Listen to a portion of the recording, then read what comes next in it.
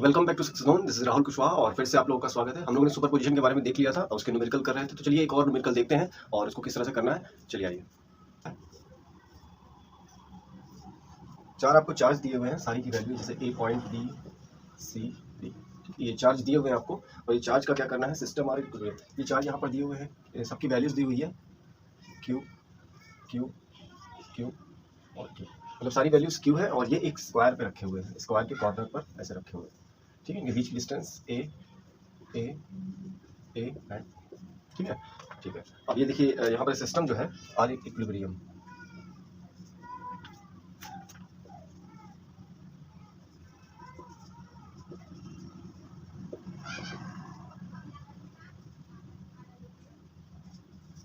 System जो है वो पूरी तरह से इक्विलिब्रियम में है।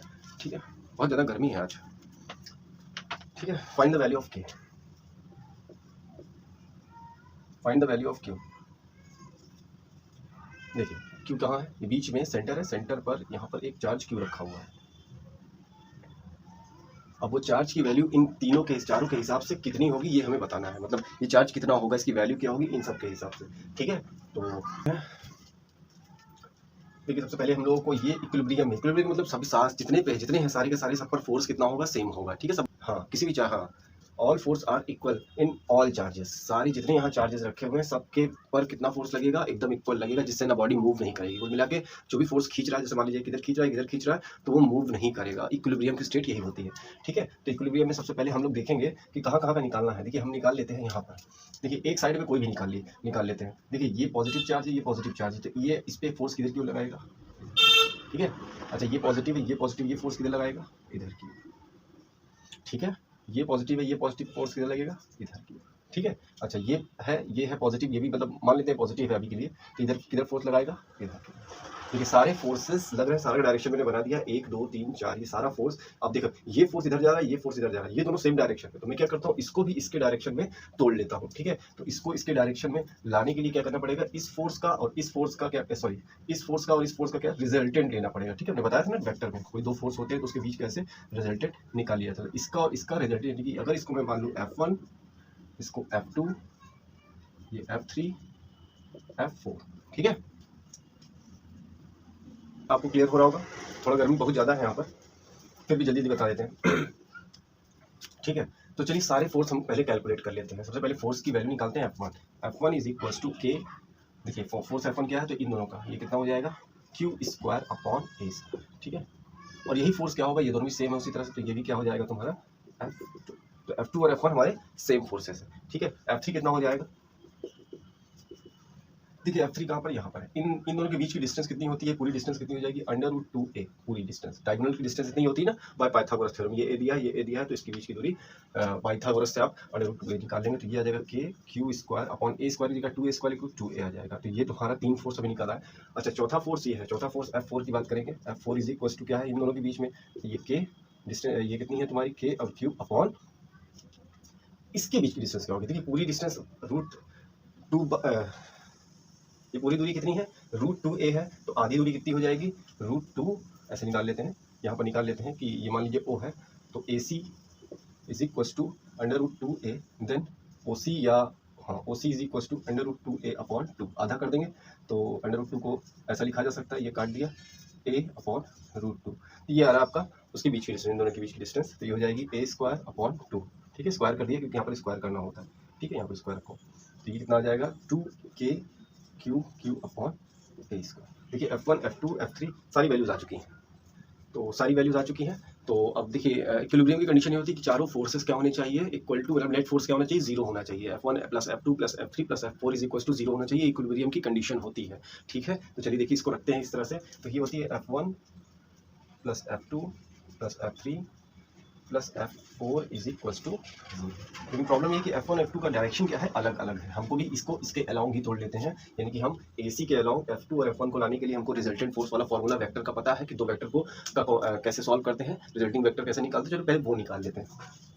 F रिजल्टेंट मतलब 1 2 कर दे रहा हूँ मैं, 1 और 2 का दोनों का साथ निकाल लें, F1 का स्क्वायर प्लस F2 का स्क्वायर प्लस दोनों के बीच का angle F1 F2 2F1 F2 cos, angle कितना है 90 है, ये वाला तुम्हारा डिपार्टमेंट जीरो हो गया, ये बचेगा ये दोनों सेम है, देखिए दोनों सेम नेचर के हैं, तो दोनों को सेम लिखने के लिए √2 F1 लिखेंगे और ये आ जाएगा √2 K Q² जो रिजल्टिंग आया है 1 2 यानी कि इन दोनों के बीच का रिजल्टेंट आएगा वो इसके बराबर होगा। तो अब हम इसको इसका लिख सकते हैं कि F12 + F3 F4 = 0। वैल्यूज रख देते हैं। ये वैल्यू कितनी निकाली हम लोग ने, √2 K Q² प्लस F3 की वैल्यू कितनी निकाल के बैठे थे हम लोग, F3 का वैल्यू कहाँ है, F3 की वैल्यू निकाले थे K Q² सही है। F4 की वैल्यू हमने क्या निकाली थी, 2K Q² = 0। ये पूरा का पूरा नेट फोर्स 0 हो जाएगा, ठीक है। इसको उतार लीजिए, K Q/A² कॉमन लेकर अंदर क्या बचेगा, √2 Q, ठीक है, प्लस Q/2 प्लस 2Q = 0। देखो ये इधर पूरा जाके 0 हो जाएगा, तो बचेगा क्या हमारा, सिर्फ यही बचेगा, ये वाला Q बचेगा यहाँ पर, ठीक है। ये पूरा का पूरा 0 हो जाएगा नीचे जाकर, ठीक है। तो बचेगा √2 Q plus K Q/2 plus 2Q = 0। ये पूरा उठा के जाएगा तो 2Q = माइनस √2 प्लस Q/2, ठीक है। यहाँ पे Q है, ठीक है। ये 2 नीचे भेज देंगे और इसमें एलसीएम ले लेंगे। Q = माइनस Q कॉमन लिया, ये 2 नीचे भेज लिया और इसमें एलसीएम लेंगे तो कितना आ जाएगा, ये √2 + 1, ठीक है। तो Q = कितना आ जाएगा, -Q/4 √2 + 1, ठीक है। तो कि नेगेटिव में ये पूरी वैल्यू अगर यहाँ पर हम उठा के रख देंगे तो ये पूरा सिस्टम कैसा हो जाएगा, इक्विलिब्रियम स्टेट में हो जाएगा। तो हम पहले ही लेट कर लेते हैं, पहले मान लेते हैं हम लोग कि ये सिस्टम इक्विलिब्रियम में है और फिर सॉल्व करके इसकी वैल्यू निकाल लेते हैं। तो इसी तरह से ये होता है। देखिए इलेक्ट्रिक फील्ड लाइंस के बारे में देखेंगे। इलेक्ट्रिक फील्ड लाइंस क्या होती है, इलेक्ट्रिक फील्ड, तो सबसे पहले इलेक्ट्रिक फील्ड देख लेते हैं। इलेक्ट्रिक फील्ड के बारे में ज़्यादा कोई टिपिकल नहीं है। अगर कोई पॉइंट चार्ज लेते हैं, देखिए पॉइंट चार्ज लेता है, कोई भी एक पॉइंट चार्ज ले लिया, ठीक है। पॉजिटिव नेचर का हो सकता है, नेगेटिव नेचर का हो सकता है, किसी भी नेचर का हो सकता है। पॉइंट चार्ज हमने ले लिया। अब फील्ड लाइंस का मतलब क्या हुआ, यानी कि इलेक्ट्रिक फील्ड का, देखिए पहले इलेक्ट्रिक फील्ड का मतलब समझिए कि अगर कोई चार्ज रखा है, ठीक है, कोई चार्ज रखा हुआ है तो अपने चारों ओर एक एरिया जनरेट करेगा जहां तक उसका असर होगा, ठीक है। उसके चारों ओर कोई एक इलाका होगा। जैसे मान लो मैग्नेट रखते हैं, कोई मैग्नेट रख दो, ये मैग्नेट है, मैग्नेट के चारों ओर यहाँ पर कोई आयरन रख दिया जाए तो उसे खींचता है, तो दूर से ही खींच ले रहा है इस चीज को। तो क्यों खींच रहा है, क्योंकि उसका एक क्षेत्र होगा, एक इलाका होगा, ठीक है, एक फील्ड होगा। उस फील्ड के रेंज में कोई भी चीज आएगी तो उसको खींच लेगी। वैसे ही बिहेव करता है हमारा चार्ज। चार्ज भी क्या होता है, अपना एक इलाका बनाए रखता है, एक दूर तक उसका इफेक्ट होता है। तो वही जो इफेक्ट जहां तक फैला होता है उसे कहते हैं इलेक्ट्रिक फील्ड, ठीक है। और इलेक्ट्रिक फील्ड लाइंस क्या होती है, इलेक्ट्रिक फील्ड लाइंस का ये एक्चुअली लाइंस जो है ये रिप्रेजेंट करती है किस तरह से इलेक्ट्रिक फील्ड चलती है, ठीक है। दिखाते हैं। कोई भी चार्ज अगर पॉजिटिव चार्ज लेते हैं तो हमेशा पॉजिटिव चार्ज में लाइंस, मतलब इसका जो लाइन चलता है, मतलब जो इसकी फील्ड चलती है वो किस तरह से चलती है, वो हमेशा सीधी ऐसे चलती है, इस तरह से, ठीक है। इस तरह से ये पूरा चलती है, ठीक है। इस तरह से अगर नेगेटिव चार्ज लेते हैं हम लोग तो उसकी फील्ड लाइंस कैसे चलती है, अंदर की ओर। आपको ये याद रखना पड़ेगा, ठीक है। डायरेक्शन उसका क्या होता है, अंदर, मतलब वो कोई चीज़ को खींचने, जैसे उसकी लाइंस होती है अंदर की ओर आती हैं और इसकी लाइंस कैसी होती हैं, बाहर की ओर आती हैं। अब आते हैं रिपल्सन और अट्रैक्शन फोर्स किस वजह से होता है। मैंने उस दिन बताया था, उस वाले लेक्चर में बताया था कि ये आगे देखेंगे। तो आज देखते हैं कि रिपल्सन और अट्रैक्शन कैसे होता है। ये लाइंस की वजह से ही होता है, ठीक है। तो कैसे होता है देखते हैं। देखिए एक चार्ज प्लस है, एक नेगेटिव चार्ज। प्लस वाला चार्ज अपनी इलेक्ट्रिक फील्ड बाहर लाइंस निकालता है, नेगेटिव वाला चार्ज करता है खींचता है। तो क्या करता है कि यहाँ से जब निकलती है लाइन तो ये वाला चार्ज क्या करता है, उसे मतलब इसका नेचर क्या होता है, लाइंस को अपने अंदर लेने का, ठीक है। यहाँ से निकलता है तो इसमें चला जाता है, ठीक है। तो ये यहाँ से निकला इसमें चला गया और कुछ सीधी निकल जाती है ऐसे, ठीक है। यहाँ से निकला इसमें चला गया, ठीक है। इसका नेचर ही है कि वो एक्सेप्ट करता है किसी भी लाइन्स को, ठीक है। और यहाँ से निकला सीधा और यहाँ पर सीधा ऐसे। तो ये कारण होता है जब ये दे रहा है और ये खींच रहा है तो इसमें क्या होगा, आपस में अट्रैक्शन फोर्स लगता है, तो ये एक दूसरे को खींचना स्टार्ट कर देते हैं, ठीक है। तो इस तरह से यहाँ पर कैसा फोर्स लगता है, ये अनलाइक चार्जेस हैं और यहाँ पर कैसा अट्रैक्शन फोर्स इस वजह से, लाइंस की वजह से होता है। ऐसा सिस्टम होता है, ठीक है। दूसरा कंडीशन आता है हमारा पॉजिटिव चार्ज ले लो।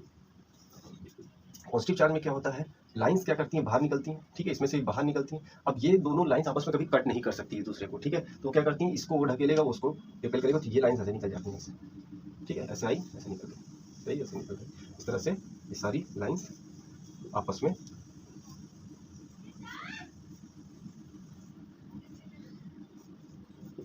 तो तो इस वजह से ये एक दूसरे को रिपेल करना शुरू कर देते हैं। तो यहाँ पर क्या है, लाइक चार्जेस हैं आपस में एक दूसरे को क्या करते हैं, रिपेल करते हैं, और अनलाइक चार्जेस क्या करते हैं, आपस में एक दूसरे को अट्रैक्ट करते हैं। ठीक है। इलेक्ट्रिक फील्ड इंटेंसिटी किसे कहते हैं, मतलब कितनी क्षमता होती है, कितनी ताकत होती है इलेक्ट्रिक फील्ड के अंदर। ठीक है। तो इलेक्ट्रिक फील्ड इंटेंसिटी को ऐसे समझ सकते हो कि कोई चार्ज रखा हुआ है, कोई भी चार्ज रखा हुआ है क्यू, ठीक है, और कुछ दूरी पर एक चार्ज है क्यू नॉट, कोई भी चार्ज ले सकते हो, ठीक है, कोई क्यू नॉट चार्ज है।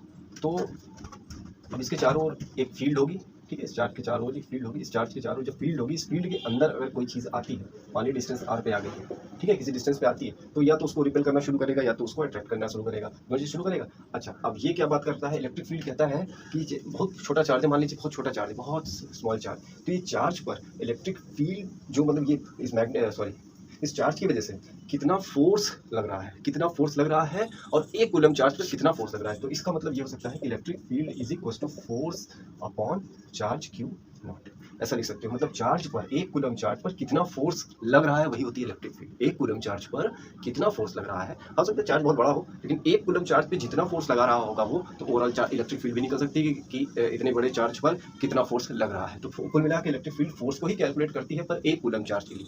ठीक है। तो कैसे हो सकता है, तो इलेक्ट्रिक फोर्स का फॉर्मूला हम जानते हैं कि q naught upon r square upon q naught से cancel, E is equal to 1/4πε0 q upon r square. इसका एक फॉर्मूला बन गया, और इसका जो यूनिट होता है न्यूटन पर कूलम। ठीक है।